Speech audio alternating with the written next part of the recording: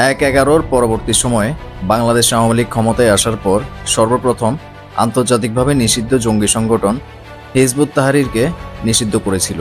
কিন্তু ৫ আগস্টের পর আমরা দেখতে পাই বৈষম্য বিরোধী ব্যানারে যারা কোটা আন্দোলন করেছিল তাদের মধ্যে নাহিদ উপদেষ্টা হওয়ার পরপরই আন্তর্জাতিকভাবে নিষিদ্ধ জঙ্গি সংগঠন হিজবুত তাহরিরকে পুনর্বাসন করার চেষ্টা করেছে। একইভাবে দেশের ভিতর দেশ বিরোধী বিভিন্ন অপরাধে লিপ্ত থাকায় জামাত শিবিরকে নিষিদ্ধ করেছিল বাংলাদেশ আওয়ামী লীগ। এই জামাত শিবির বাংলাদেশের স্বাধীনতার বিরুদ্ধে অবস্থান নিয়েছিল, যাদের হেডকোয়ার্টার ছিল পাকিস্তানের লাহোরে। আর বাংলাদেশের স্বাধীনতা অর্জনে যে ৩০ লক্ষ শহীদ হয়েছিল তাদের তাজা রক্ত আজও লেগে আছে এই জামাত শিবিরের হাতে।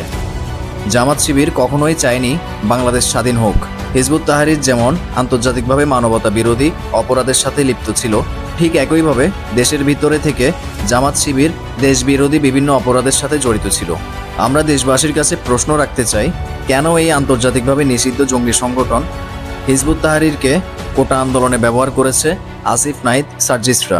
আর ৫ আগস্টের পরপর কেন এই হিজবুত তাহরিরকে প্রমোট করার চেষ্টা করলো নাহিদ, আসিফ, মাহফুজরা? কারণ এরা উপদেষ্টা থাকা অবস্থায় কিভাবে হিজবুত তাহরির সক্রিয় হয়ে মিডিয়ার সামনে আসে। গত শুক্রবারেও আমরা দেখতে পেয়েছি আরও একটি মেটিকুলাস নাটক রাজধানীর বুকে। প্রথমে হিজবুত তাহরিরকে শোডাউন পিকেটিং করার সুযোগ করে দেওয়া হয়।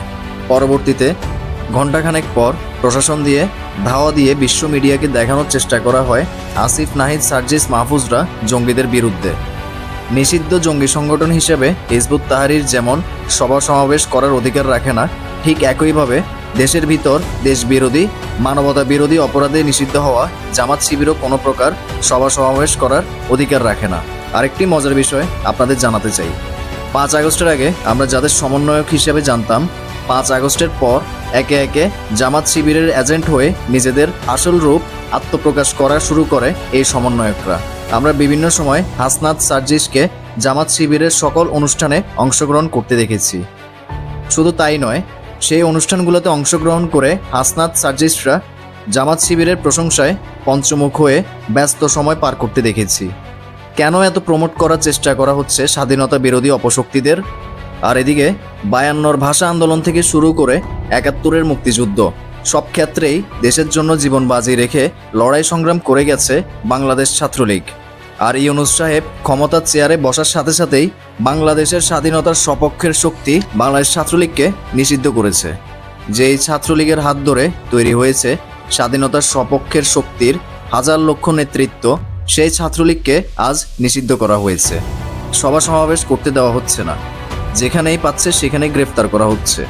এ থেকে আমরা একটা সারাংশে পৌঁছাতে পারি, তা হচ্ছে ইউনূস সাহেব আন্তর্জাতিকভাবে নিষিদ্ধ দেশি বিদেশি নিষিদ্ধ সংঘবদ্ধ অপরাধী গোষ্ঠীদেরকে পুনর্বাসনের দায়িত্ব নিয়েছেন এবং স্বাধীনতার সপক্ষে শক্তিদের নিশ্চিহ্ন করার মিশন হাতে তুলে নিয়েছেন। দেশবাসীর কাছে পরিশেষে আমরা একটাই অনুরোধ করতে চাই, আপনারা সকলেই বিচক্ষণভাবে চিন্তা করে দেখুন কাদের এই দেশে রাখবেন, স্বাধীনতা বিরোধী অপশক্তিদের নাকি স্বাধীনতার সপক্ষের শক্তিদের পাশে থাকবেন। সিদ্ধান্ত আপনাদের হাতেই রেখে গেলাম।